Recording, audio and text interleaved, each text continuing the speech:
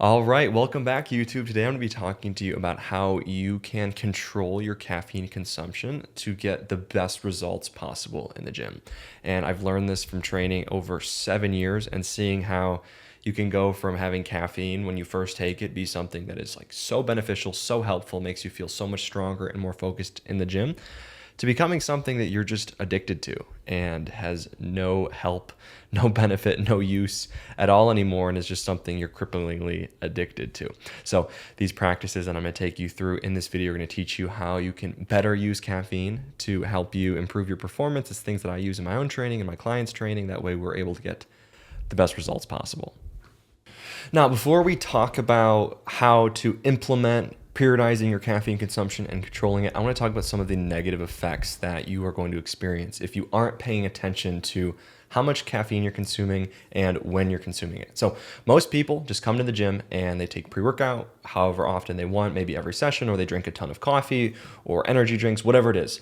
You know, as a fellow gym bro, I know what it's like to dive deeper and deeper into taking more and more caffeine to the point where you can't have a solid session without taking 2 scoops of pre-workout. And we don't want that. We want to be able to come in and have the caffeine work for us, not be something that we're completely dependent upon. So these practices are things that I apply in my own training that have allowed me to get the best success, and that I've allowed to apply in my clients' training to allow them to get the best success. So pay attention if you actually want to have better training by controlling that caffeine consumption.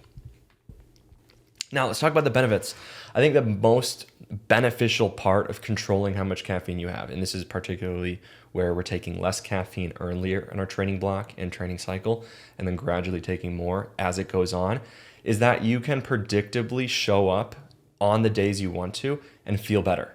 Because if you have to take 2 scoops of pre and an energy drink to feel something, that's going to be really challenging to come into our final session and actually get a benefit from it if we're taking it all the time. So we can show up on that final day, show up feeling stronger, feeling more predictable, and we want that. We want to be able to show up feeling strong. So there's a greater predictability, you're probably going to get greater results, and then you can actually get something out of it.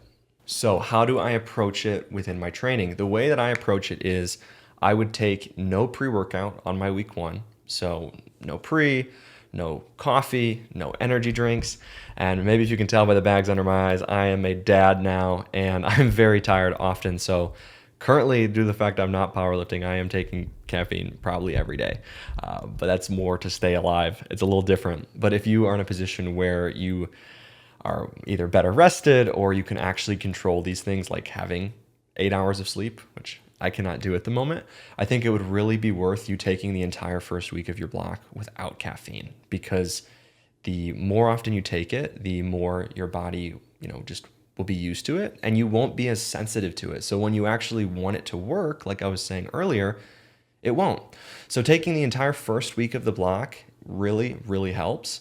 It's challenging. It sucks. The training sessions may not be as enjoyable, especially if you take caffeine very often, but this will allow you to increase your sensitivity to caffeine. So I train within 4-week training blocks, and I'm going to reference all of these guidelines within a 4-week training structure. So that first week, no caffeine. That second week, I'm only using caffeine on the primary days. So if it's a primary bench, primary squat, primary deadlift, either if we have them all in one session or we have them, spread across the week, I'm only taking caffeine on the primaries. So, maybe 1 scoop of pre, or maybe even half a scoop of pre. I personally will do half a scoop on the week 2 because the intensities still aren't that high and I really don't need that much caffeine to perform. But none on the secondary days, none on the tertiary days. If you just have an accessory day, I'm not taking caffeine on that week 2 either. Like I said before, if we can have 2 weeks of very minimal caffeine consumption, by the time we get to week 3 and week 4 and we take it, we're probably going to be buzzing. We're going to feel a lot better. So by the time I get to my week 3, I will take a scoop of pre instead of half a scoop on all my primary sessions. And if I'm feeling down, if I'm feeling tired, I may take half a scoop then on my secondary days. So I'm just increasing the caffeine a little bit more. Now, moving on to our week 4, the big week, right? The week where we want to hit a ton of weight. And this can be applicable if you do a 5-week or 6-week block. You can just kind of stretch this out a little bit more. Maybe take weeks 1 and 2 without caffeine, maybe week 2, you get what I mean. You can stretch it however you want. But within a 4-week block, when I get to the final week, that heavy week, I will take caffeine every session if I want to. Sometimes I won't take it on a tertiary day because I just don't feel like I need to, but if I'm tired or if I want to hit a really big PR and certain accessory work, I'm going to probably take a scoop. And then on that primary day, I may take a little bit over a scoop, a heaping scoop out of the tub. And on those primaries, I want to be really well energized. So like I said before, if you aren't paying attention to your caffeine consumption, if you aren't planning it, you're going to feel the exact same way on your week 1 on those early sessions as you are in your week 4. And that's not what you want. You want to be able to come into that final session and feel something different. So if you take anything from this video, you need to pull back in some way. And if you're taking, 2 scoops of pre on your week 1, and then you're just, abusing caffeine way past the point of where it's actually effective for you, there has to be some kind of pullback. And I know you hate to hear it. Look, I know. If we look here in the background, I want to show y'all. I have a stack of monsters that I'm building up. And I mean, like, I'm a dad, bro. I've got the tiredness of a dad, and I'm just trying to stay focused, to give you guys good videos, to give my clients good, results, be mentally locked in. So I've been abusing the caffeine a little bit. I'll be real. But if you are in a position where you can scale back and you want your week 4s to actually feel strong, you need to do a better job. You need to pull back in some way. That way you can actually feel it. We want to feel it. Now, let's go to some more practical approaches for you within your own training. Like I said, for myself, I will do the first week, no caffeine, and then so on and so forth. For the final week, I'm taking pre every week.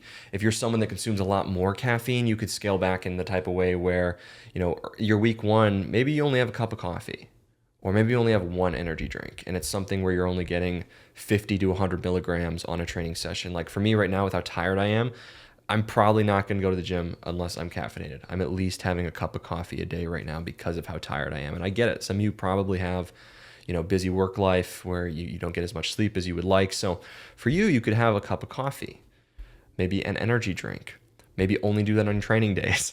And then on the days you don't train, maybe you don't take caffeine. That way you can actually, like I said, work when you get to those heavier sessions. And then on your week 2, you can maybe go to a full scoop. And your week 3, maybe just do a full scoop again, but maybe on, maybe non-primary days. And then on your week 4, then you could, if you really want to be an abuser, right, you can do 2 scoops. But if you're someone, like I'm hammering the point home because I've had to say this to so many people. If you are coming in on that week 4 and it doesn't do anything, you need to make a change. So pull back.